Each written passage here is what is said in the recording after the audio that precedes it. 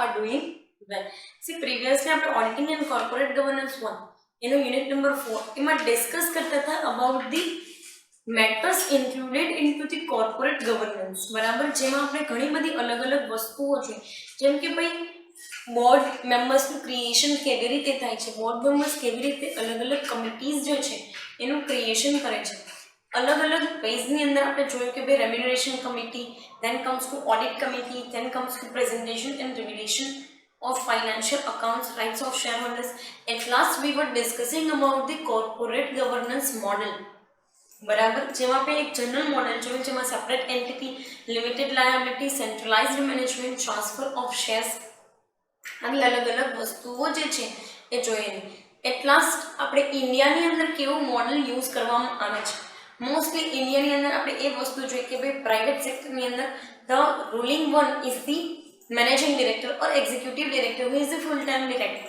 અને જે વ્યક્તિ કંપની આવે છે અને દરેક કામકાજ કંપનીનું સંભાળે છે અને મેજર ડિસિઝન મેકિંગ જે છે એની અંદર એનો રોલ હોય છે. બરાબર, આવી વસ્તુઓ જે છે એ આપણે સ્ટડી કરેલી અને જોઈ બી. ફાઇન. સો એ પર્પઝથી જે છે એ આની અંદર દેખાડવામાં આવેલું છે. Now we are focusing on to the principles of corporate governance. હવે આપણે પ્રિન્સિપલ્સ ઉપર ફોકસ કરીએ છીએ. સી, ઘણા બધા પ્રિન્સિપલ્સ તમને આપેલા છે. It is approximately 11 to 12 principles. બરાબર, we will discuss it all the principles into effective manner. પહેલા તો હું તમને એક વસ્તુ એ સ્પેસિફાઈ કરી દઉં છું કે કોર્પોરેટ ગવર્નન્સના જેમ દરેક વસ્તુના અમુક સિદ્ધાંત હોય ને, લાઈફ રૂલ્સ, લાઈફ પ્રિન્સિપલ્સ, બરાબર, પ્રિન્સિપલ્સ ઓફ લાઈફ, એવી રીતે આ પ્રિન્સિપલ્સ ઓફ ગવર્નન્સ છે. These are the some or the other way which you can adopt. બરાબર, આ એના સિદ્ધાંતો છે. જરૂરી નથી કે દરેક કંપનીને દરેક વસ્તુ લાગુ પડતી જ હોય. બરાબર, જરૂરી નથી કે દરેક કંપનીને દરેક વસ્તુ લાગુ પડતી હોય, પણ હા, દરેક કંપનીને અમુક કોમન વસ્તુ લાગુ પડતી જ હોય છે અને એ દરેક કંપની અપનાવવાની હોય છે આગળ જતાં જે છે એ કંપનીને ફાયદો થાય એના માટે, કે કંપનીનું કોર્પોરેટ ગવર્નન્સ સચવાઈ રહે એના માટે. ફાઇન.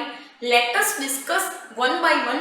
બરાબર, દરેક વસ્તુ તમને બહુ એટલે બહુ ઇઝી મેનરની અંદર અને ઇફેક્ટિવલી સમજાવું છું. સો પ્લીઝ, જ્યારે બી એક્ઝામિનેશનની અંદર આ વસ્તુ તમારે લખવાની આવે, હોપ કે તમને દરેક વસ્તુ લેક્ચરમાં ભણાવવામાં આવેલી યાદ હશે. કારણ કે તમને બી ખબર છે અને મને બી ખબર છે કે આપણે કેટલું જે છે એ ફોકસ કરીએ છીએ બુકના કન્ટેન્ટ ઉપર. સો બેટર છે કે તમે બુકના કન્ટેન્ટની સાથે સાથે તમે તમારી અન્ડરસ્ટેન્ડિંગ ડેવલપ કરી લો. Because now you are in the third year of your curriculum and now you must have that much skill to develop the understanding of any of these things. બરાબર, બાકી તો મને ખબર છે કે તમે લોકો પોઈન્ટ્સ ઉપરથી કેવું અંદરનું કન્ટેન્ટ લખો છો. So improve the quality of your content also. Fine.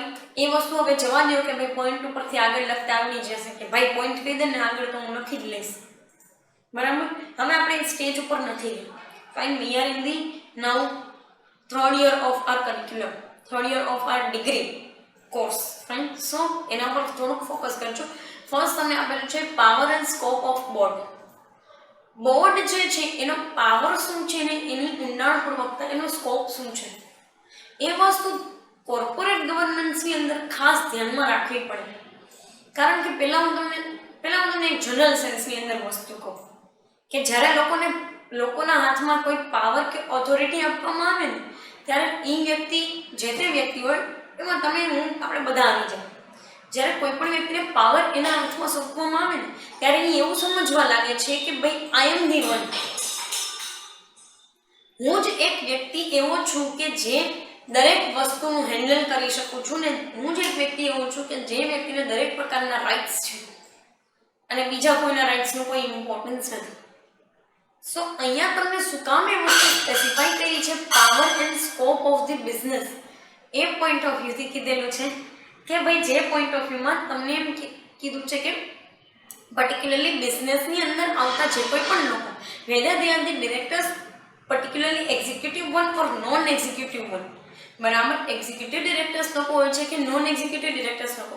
હા, એક વસ્તુ છે કે એક્ઝિક્યુટિવ ડિરેક્ટર્સ જે છે એના હક થોડાક વધારે હોય than comparison to the non executive one. Because non executive one are the people who are not participating actively in the business.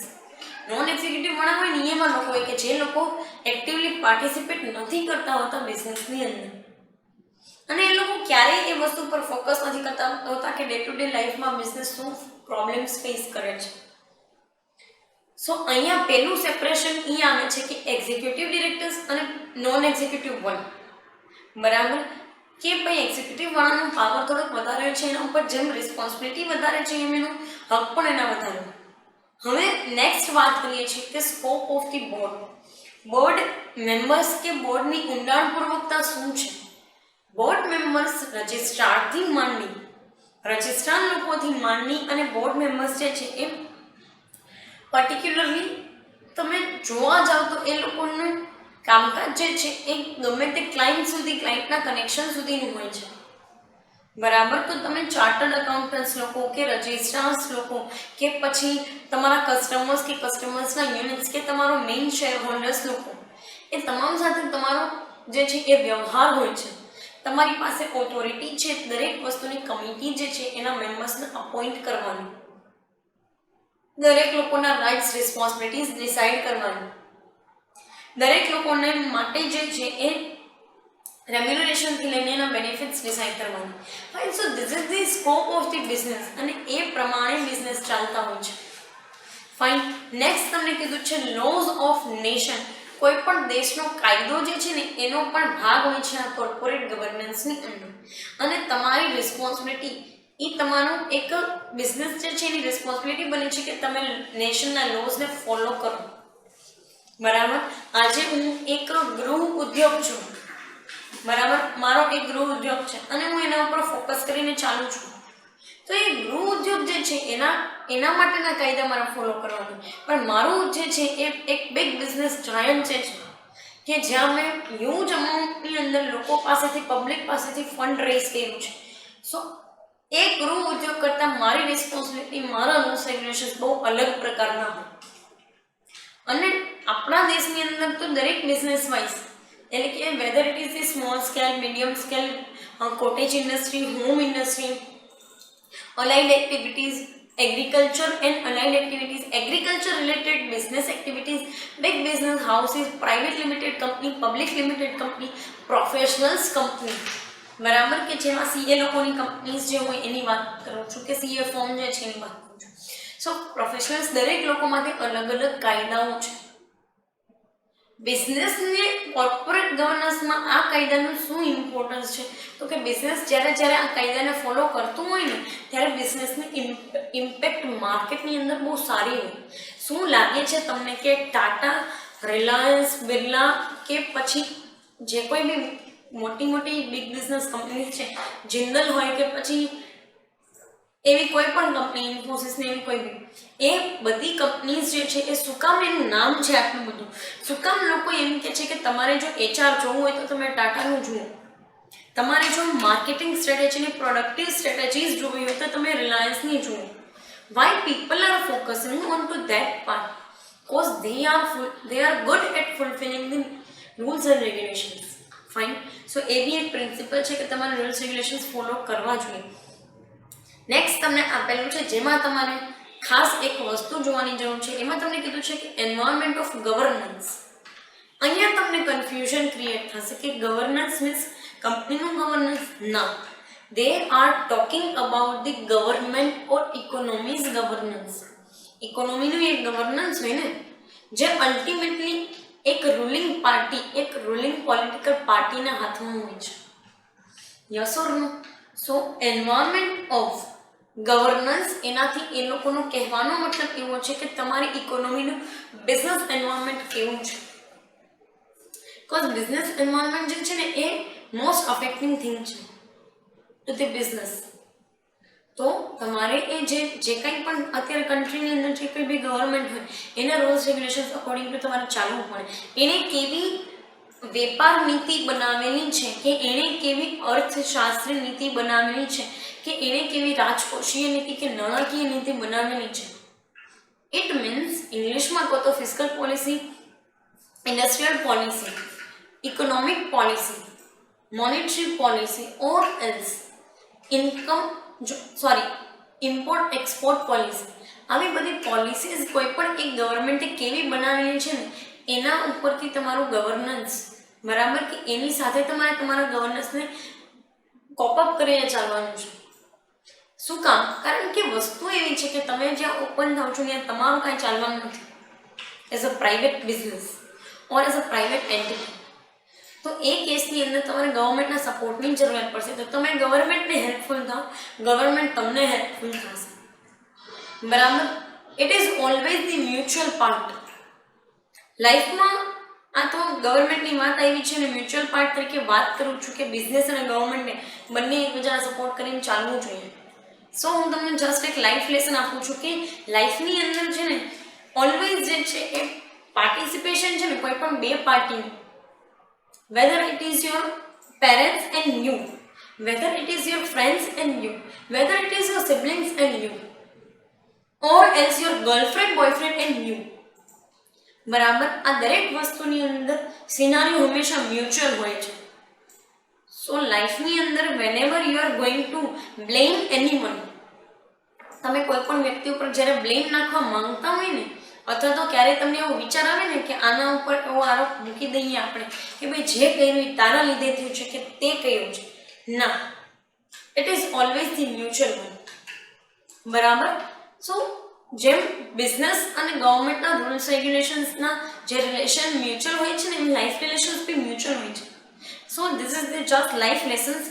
તો તમને જ્યારે ક્યારેય બી એવો વિચાર આવે ને કોઈના ઉપર બ્લેમ કરવાનો કે ભાઈ તારા લીધે આવું થયું, કે ક્યારે એવું થાય કે હું મારા ઉપર બ્લેમ લઈ લઉં કે મારા લીધે આવું, ત્યારે વિચારી લેવાનું કે it is always the mutual one, બરાબર. દરેક વસ્તુ જે છે એ બંને પાર્ટી સાઈડથી થઈ હોય અને એના માટે તમે કહેવત બી સાંભળેલી હશે કે તાની ક્યારે એક હાથે વાગે નહીં. ફાઇન. સો એ પોઈન્ટ ઓફ વ્યૂથી જસ્ટ તમને એક લાઈફ લેસન આપું છું. નેક્સ્ટ કીધું છે કે expertise of board of directors. Yes, corporate ગવર્નન્સને સારું બનાવવામાં છે ને બોર્ડ ઓફ ડિરેક્ટર્સનું એક્સપર્ટીઝ બહુ કામ લાગે.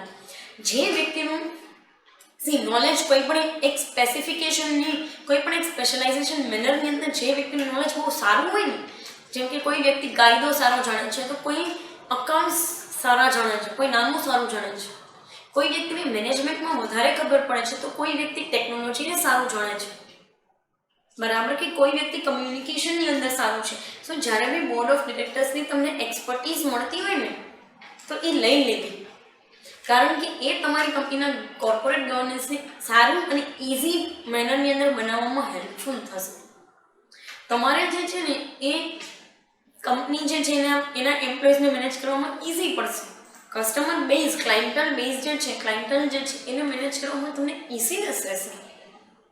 You can even protect your secret information to protect the rights of your shareholders or protect the rights of your particular owners. Fine. So એ મેનરની અંદર કીધું છે કે બોર્ડ મેમ્બર્સ એક્સપર્ટીઝ તમને બહુ હેલ્પફુલ થાય અને એ રિયલ સેન્સની અંદર હેલ્પફુલ થતી જ હોય છે. આજે હું અહીંયા માની લો કે આવું છું college, so you are getting the benefit of my expertise more or less. તમારી પાસે કોઈ સ્કિલ છે, you are good at some creative things like for example drawing. So જ્યારે બી ક્યારેય આપણે એવી જરૂરિયાત પડશે કે ભાઈ જરૂરિયાત છે કે અમુક આપણે એક્ઝિબિશન કરવું છે ક્રિએટિવ આઇટમ્સનું, તો ત્યાં તમારી એક્સપર્ટીઝ કામ લાગશે ને, બરાબર. સો એ મેનરની અંદર છે તમારામાંથી કોઈ પણ વ્યક્તિ જે છે એ કોઈ માર્કેટિંગ એક્ટિવિટી સાથે જોડાયેલો છે, પછી એ ફાઇનાન્શિયલ પ્રોડક્ટનું માર્કેટિંગ છે કે કોઈ બીજી પ્રોડક્ટનું માર્કેટિંગ છે, તો મારે ક્યારે હું મારી કંપનીની અંદર માર્કેટિંગની જરૂરિયાત પડે તો હું તમને કોન્ટેક્ટ કરી શકું કે નહીં, બરાબર. સો બીઓડીઝ લોકોના એક્સપર્ટીઝનો બેનિફિટ બહુ મળે છે કોર્પોરેટ ગવર્નન્સની અંદર. નેક્સ્ટ કે છે કે અપોઇન્ટમેન્ટ ઓફ ડિરેક્ટર્સ. ડિરેક્ટર્સની અપોઇન્ટમેન્ટ છે એ રેશનલી થવી જોઈએ. અહીંયા તમે આગળ તો સમજી લીધું કે કેવી રીતે બીઓડી ક્રિએટ કરવામાં આવે છે. સો ડિરેક્ટર્સ જે છે એની અપોઇન્ટમેન્ટ જે છે ને એ એકદમ અનબાયસ્ડ હોવી જોઈએ. પણ ઘણી કંપનીઝની અંદર તમે જોતા હશો ડિરેક્ટર છે ને જે કોઈ પણ વ્યક્તિ માલિક હોય, પછી બોર્ડ મેમ્બર્સની અંદર કોણ હોય તો કે એની વાઈફ, એનો સન, એનો નાનો ભાઈ, એના નાના ભાઈની વાઈફ, એનો સન, એની ડોટર, આ બધા બોર્ડ મેમ્બર્સની અંદર. And this one is the biased one. So it must be unbiased in a we can say that the appointment manner, કે જ્યાં તમે એકદમ રેશનલી ડિસિઝન મેકિંગ લઈ શકો, રેશનલી ડિસિઝન મેકિંગ કરી શકો, કે કોઈ વ્યક્તિ કંઈ ભૂલ કરે છે, કોઈ બીઓડી જે છે એના સાઈડથી કોઈ મિસ્ટેક જે છે એ થઈ જાય છે, સો તમે એને આસાનીથી કહી શકતા હોવા જોઈએ. પણ અહીંયા તો તમે જોવા જાઓ તો બોર્ડ મેમ્બર્સ જ કેવા હોય તો કે જે કોઈ પણ વ્યક્તિ ઓનર હોય એની વાઈફ છે કે એનો હસબન્ડ છે, એના સન ડોટર, પછી એનો નાનો ભાઈ, એની વાઈફ, એના સન ડોટર, એના પપ્પા, એના મમ્મી, અને ઇવન એવા લોકો બોર્ડ મેમ્બર્સની અંદર included who are the illiterate people completely. બરાબર, ઓબ્વિયસલી આજે હું જે છે મારા મમ્મી પપ્પા કદાચ ચાલો માની લઈએ કે ભણેલા નથી, ભણેલા ના હોય મારા મધર ફાધર, અને હું એ લોકોને બોર્ડ ઓફ ડિરેક્ટર્સની અંદર ઇન્ક્લુડ કરી લઉં છું. નાઉ what is the concern about the expertise of BOD? Do they have any expertise? Experience છે એ અલગ વસ્તુ છે, પણ એક્સપર્ટીઝ છે એ વસ્તુની અંદર એ જોવું ખાસ જરૂરી છે. લાસ્ટ તમને કીધું છે, પર્ટિક્યુલરલી આ સેશન માટે લાસ્ટ પોઈન્ટ આપણે ડિસ્કસ કરીએ છીએ, training to the members of board of directors. C whenever there is any kind of situation કે જ્યાં બોર્ડ ઓફ ડિરેક્ટર્સમાં તમારે એકદમ ન્યૂલી જે છે એ એજ્યુકેટેડ પીપલ જોઈએ છે, એકદમ ફ્રેશર્સ લોકો જોઈએ છે કે જેની પાસે ફ્રેશ નોલેજ હોય, પણ in terms of expertise you have to give them some of the other training. તો કરો એ વસ્તુ, કારણ કે જ્યારે ફ્રેશર્સ લોકો આવતા હોય ને કોઈ બિઝનેસની અંદર ઇન્વોલ્વ થાય ને તો ત્યારે એની એનર્જી, એની કામ કરવાની એનર્જી બહુ ઝાઝી હોય. They are so energised people, અને એ લોકો એ દરેક વસ્તુ પર ફોકસ કરતા હોય કે જેને આપણે જોઈ નથી શકતા. બરાબર, તમે જુઓ ને તો અમુક ક્રિએટિવ માઇન્ડ્સ તો એટલા બધા સારી રીતે ચાલતા હોય ને, એ લોકોને આમ એની ઇમેજિનેશનનું લેવલ બહુ સરસ હોય, અને એ લોકો હંમેશા એ વસ્તુમાં ફોકસ કરતા રહેતા હોય કે ભાઈ ચાલો કાંઈ વાંધો નહીં, this is the nice thing, I am going to do this thing. એને એ લોકો એકદમ એવા હોય કે જે લોકો રિસ્ક ટેકિંગની અંદર બિલીવ કરતા હોય. સો whenever you need these kind of individuals, please hire those individuals. અને તમારો બિઝનેસ હોય તો હું તો તમને એવી સલાહ આપું છું કે ફ્રેશર્સ લોકોને તમે ઓપોર્ચ્યુનિટી આપો, કારણ કે જે પ્રમાણે આપણા કોર્પોરેટ ચાલે છે ને એ પ્રમાણે they are asking a 20-year old person for the 30 years experience. બરાબર, એ લોકો 20 વર્ષના વ્યક્તિ પાસેથી 30 વર્ષનો એક્સપિરિયન્સ જે છે એ એક્સપેક્ટ કરતા હોય, which is not at all possible. So whenever you are carrying out your business activity, બરાબર, તમે તમારો બિઝનેસ જો લઈ કેરી કરતા હોય ને તમે પોતે જ સ્ટાર્ટ કર્યો છે તો તમને આઈડિયા હોય જ કે ભાઈ એઝ અ ફ્રેશર હું જો બિઝનેસ સ્ટાર્ટ કરી શકું તો એઝ અ ફ્રેશર કોઈ પણ વ્યક્તિ મારી કંપનીની અંદર મેનેજર તરીકે આવી શકે, યસ ઓર નો? કોઈ પણ વ્યક્તિ જે છે અકાઉન્ટન્ટ તરીકે પણ આવી શકે.